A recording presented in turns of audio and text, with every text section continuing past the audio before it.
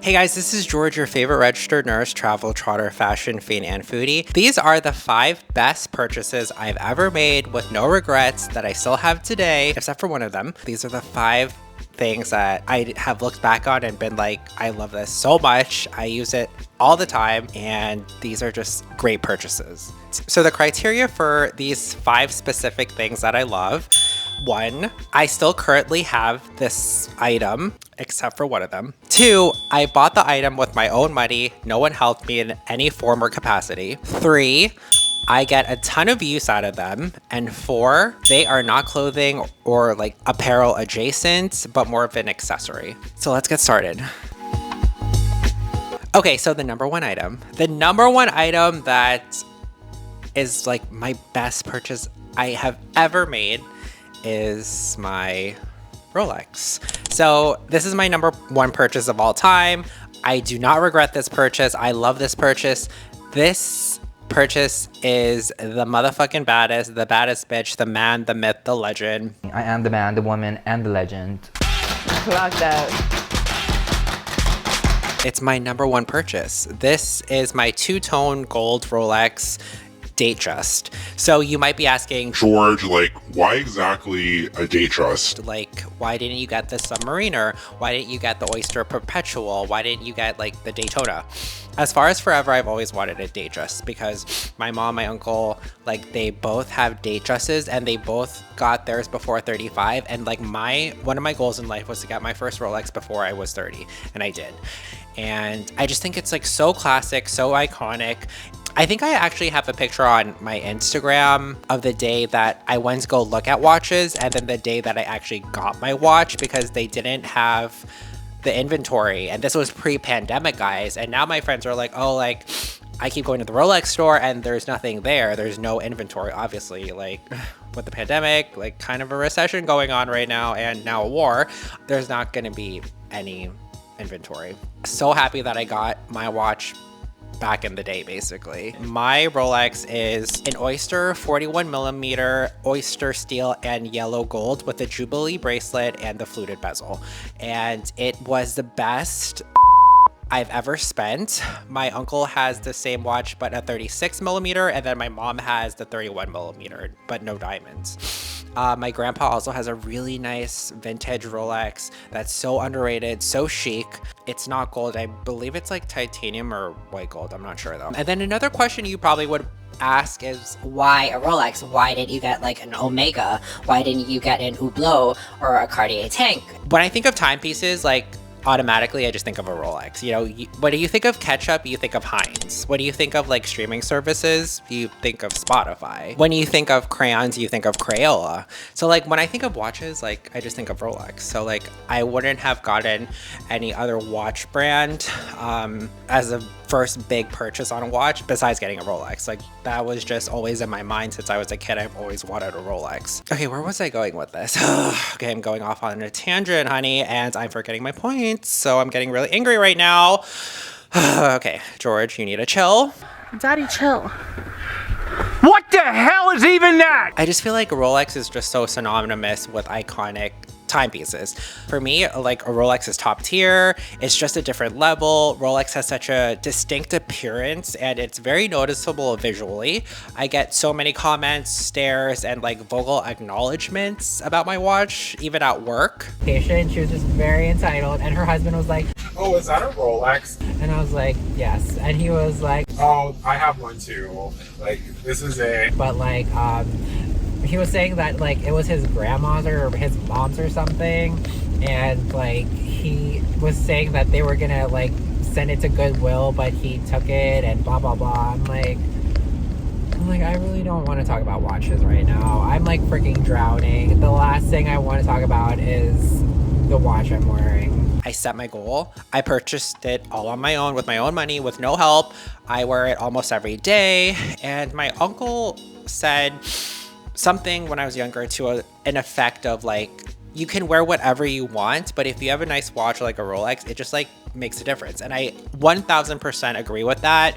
I feel like my watch elevates any look, even whether it's just jeans and a t-shirt or even when I wear my scrubs to the hospital. Like it's just like, it just elevates the look, you know? You like really ate, bitch. Maybe my boyfriend will watch this video and take the subtle hint that I want a Cartier tank. But yeah.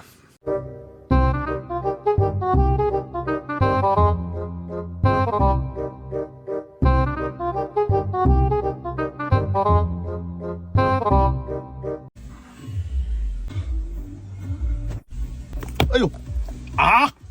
我这兄弟你在噎死。 Oh my gosh, that's so creamy. My next purchase that I just don't regret, that I love, one of my like top 5 purchases that I've ever had in my life is my 2016 Porsche Macan, also known as Marcus. Side note, like, am I the only person who like names their cars? Because I always have named my car. Like my Mercedes that I have now, I call him Johannes. Marcus was my first car I ever bought with my own money. The first car I made the down payment on by myself. I made the monthly on my own. When the payments were done, like I had the title in my name. The first like really big purchase that I made on my own with like no help. If you haven't seen the video of me getting a new car and trading him in and going car shopping, well, watch that. Out of all the items on the list, this is the one thing that I don't have anymore because I had to trade it in, had to get rid of it. What a great car, but it was like 121,000 miles. I bought my 2016 Porsche Macan when the 2016s were the new ones on the lot. It was Macan S, so it was very fast. It had that iconic Porsche growl when you like hit the gas and the accelerator.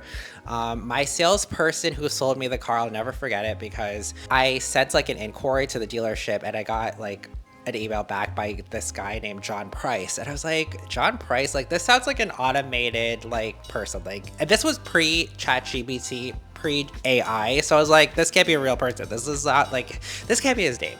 But it was his name and I met him and he was so nice. He was such a great salesperson. I never felt pressured or like he was a shark or like, oh, like you, like, are you gonna buy or are you not gonna buy? Like, you're wasting my time. Like, I never felt that. Like, he was the nicest guy ever. And honestly, everything happens for a reason because I feel like a week ago, prior to getting this car, I went to Mercedes because I was like 99% sure I was gonna get another Mercedes. My first 3 cars were Mercedes. My first car when I was like 16 or 17 was a C230 compressor. I'll see if I can find a picture of it. Like, that was like my first car and it was a brand new lease. It was a brand new car from my parents. After that lease, I got a brand new C350 and I like loved those cars. They were just great cars. They never had any major problems, no issues, interior, exterior wise. They were just like built so great. I love Mercedes. My parents have always been driving Mercedes as long as I remember. Besides when my parents first came to America, they first got a Volvo, which is such a tank. I love Volvos. And then my mom also got a Volkswagen Fox. I love Mercedes and I still do. I currently drive one right now, but before going to Porsche, I went to Mercedes and I had a really great salesperson there too. I was looking at the GLC. The salesperson's name was Salvatore, which I will never forget. And he was so nice. The problem was what I wanted a lighting package and I wanted a black interior and black exterior and they didn't have it. We would have to build it from scratch. We would have to wait like I think a month or 2 for it to come from Germany. I'm like, I don't have the time for this. Like, I needed a car now. I was like, oh, this is so frustrating. My uncle, who was driving a Porsche Cayenne at that time, he still drives one now, but at that time he was like, why don't you just come with me to Porsche? Why don't you just look at the small SUV? Why don't you just, you know, look at it? Like, it's not gonna hurt. And I was like, I just kept putting him off. I was like, no, like, I'm not gonna do that. Like, I don't really want a Porsche. But my uncle's very persistent. So I just was like, oh, fine, you know, like, I'm just gonna go because, like, you know, kind of like shut him up. And I felt like I was kind of curious about the Macan, like this SUV has had a lot of press about it. It was Porsche's new small SUV venture. And, you know, I was like, okay, like I am kind of curious. So I did go with him. And when I tell you, I did the test drive, I saw the car and I fell in love. Like, I fell in love. One of the best freaking car purchases of my life. And it was just such a great car. Just like my Rolex, I got a lot of compliments on it, like a lot of stares, etc., etc., and it was a great car. My 2016 Porsche Macan, like no major issues, no major problems. It was just till the tail end at 121,000 miles where I had an oil leak.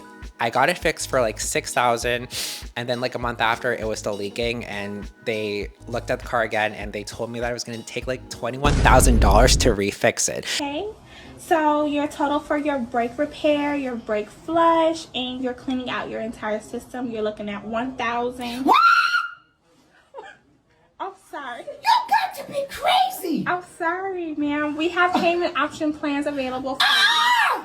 That is too damn much. So I was like, I'm not gonna like spend $21,000. That's already over 121,000 miles since I bought it brand new. Like, I'm just gonna get a new car, you know? Anyway, it was very reliable, extremely reliable, and I felt safe in the car. It was very fast. It was like genuinely just like top-notch German car. Okay, so another purchase that I love, I get so much use out of, and that I've had for over 10 years, is my Tumi carry-on. So my Tumi carry-on, I love that luggage. I specifically got red. I love the hard shell. I love how durable it is. It holds so much, and I've had so many memories with it. You might say, George, why didn't you get a Rimowa luggage? So like back like 10 years ago, like Rimowa wasn't really on my radar. You might be asking, why didn't you get a Samsonite?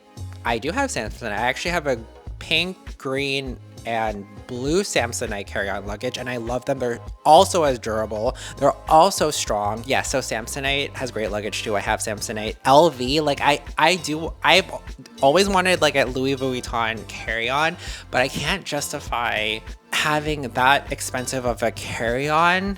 And there's gonna be some times where it has happened to me where the flight was so freaking full, I had to check in my luggage.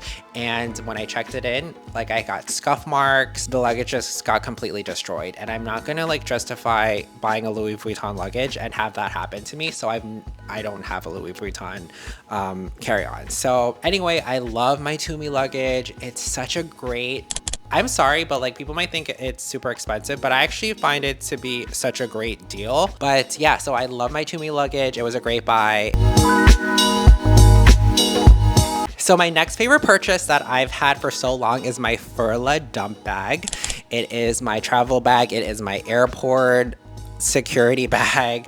So I remember buying this bag at the Galeries Lafayette in Paris. I went on a trip to Paris with my friends. One of my friends, their sisters, Christine, she had a wedding to go to, and she was like, hey, like, you want to come to Paris with us? I was like, yeah, duh. So I tagged along, and the week beforehand, I went to Rome by myself, which was like my first like solo trip. I was so nervous, but I had so much fun. I remember being at the Galeries Lafayette, we were doing some shopping, all three of us, and I just needed a new bag for when I traveled, just so like I could put all my stuff in and like have it with my carry-on.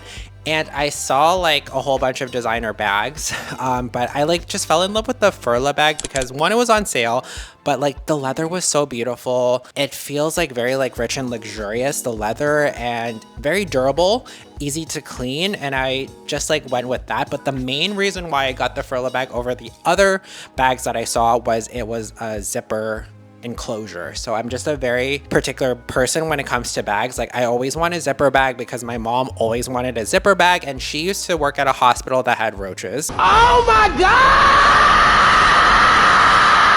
And she was like, yeah, like I always have to have a zipper bag because of the roaches. So now I am always like, I have to have a zipper bag because you don't know the airplane, how great they clean the airplane. You don't know if there's roaches on the airplane. You don't know if your hotel room was completely cleaned that great. And airports are disgusting already. So it's like, I always am like, okay, we have to get a zipper. I've used this bag for over like 10 years now. I bought the bag, I think it was like in 2016. So it's been like 10 years since I've had this bag, and it's going strong, still looks brand new, looks so great. And it's just such a great bag. It's just like, it matches with everything. It's very versatile, and that's what I love about my bag. All right, guys, so the last item on my list is my wallet. This is my Alexander McQueen wallet that I got when I was in Ireland. It's a great wallet. The leather is nice and soft. I love the white and black with the yellow trimming. I think houndstooth is like very It's such an iconic pattern, but with the yellow, it kind of like gives like a punk, like a fresh take on it. I love black and yellow. I think it's such a great color combo. This is my current wallet and I love it, but I would say like if I did this video like 5 years ago and I had my Prada wallet, I would probably put it in my Prada wallet as well. I just like love a good wallet, and I think that especially for guys, like we can't wear bags. We can wear bags. Let's normalize guys wearing bags.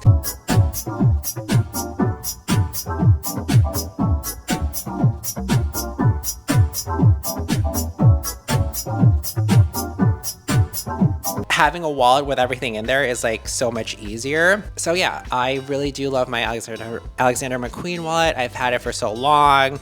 I love that it fits all my credit cards, because I always look for like wallets that fit lots of credit cards, because like, yeah, I use Apple Pay, but like, I don't know, like I'm such a millennial, like I need like my cards. Like I don't feel like comfortable like leaving my house when I don't have cards. So I can't explain it, but like I use Apple Pay, so like I shouldn't have a reason, but like I had to bring my wallet, like my license is in there, my voting registration's in there. Like, I don't know, I'm just like crazy like that, guys. Maybe my boyfriend will get the subtle hint that I want a new Chanel bag.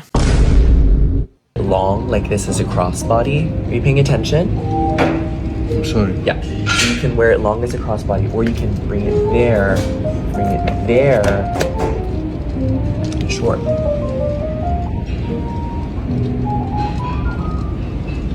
Wow. Okay, guys. Those are the 5 things that I do not regret buying, that I get the most use of, that I still have except for my Porsche. Just to preface, these are the 5 things I do not regret buying that are items outside of clothing and apparel. That would be a whole different vlog. You guys probably think that I shop too much. Both of us. Too busy shopping? Which is not true, so shut up. Aren't you, Miss High Fashion? But anyway, that's all I got for you guys today. And don't forget to like, comment, and subscribe. And I'll see you on the next one.